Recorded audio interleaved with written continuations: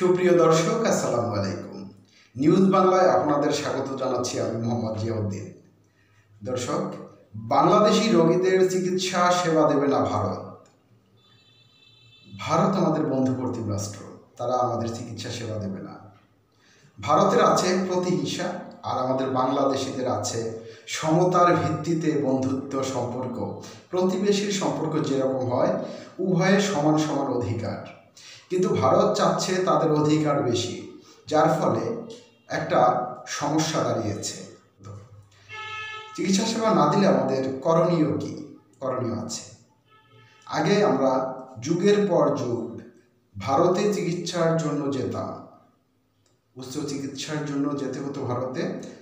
এখন আমরা চিকিৎসা সেবা নিতে পারি মালয়েশিয়ায়, তুরস্ক এবং পাকিস্তানে। এইসব দেশের চিকিৎসা সেবা অনেক ভালো, অনেক উন্নত। আমরা বিগত দিনে যাইনি একটা কারণে, তা হচ্ছে ওইখানে খরচটা, যাতায়াত খরচটা একটু বেশি।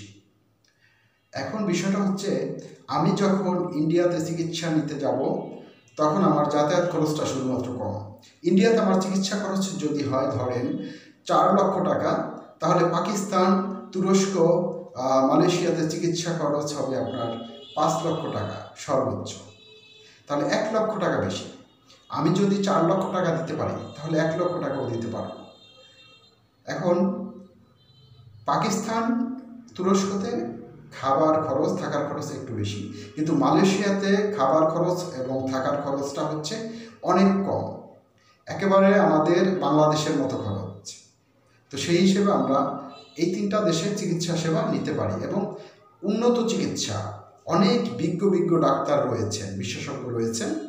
দর্শক, স্ট্যান্ডার্ড বিজনেস পত্রিকার একটি রিপোর্ট, সেখানে বলা হয়েছে বাংলাদেশ থেকে আসা রোগীদের চিকিৎসা সেবা দিবে না বলে জানিয়েছে ভারতের পশ্চিমবঙ্গের উত্তর কলকাতা মানিকতলা এলাকার JN রায় হাসপাতাল কর্তৃপক্ষ।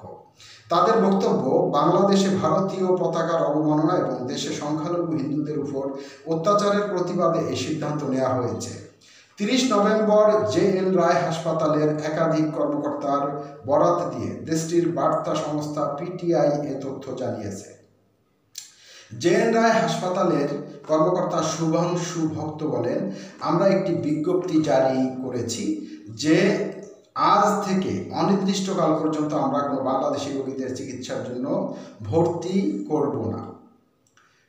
দর্শক, বাংলাদেশে সংখ্যালঘুদের উপর পতিত অত্যাচারের প্রতিবাদের অংশ হিসেবে কলকাতার অন্যান্য হাসপাতালগুলোকেও একই ধরনের পদক্ষেপ নেওয়ার আহ্বান জানান শুভাংশু ভক্ত।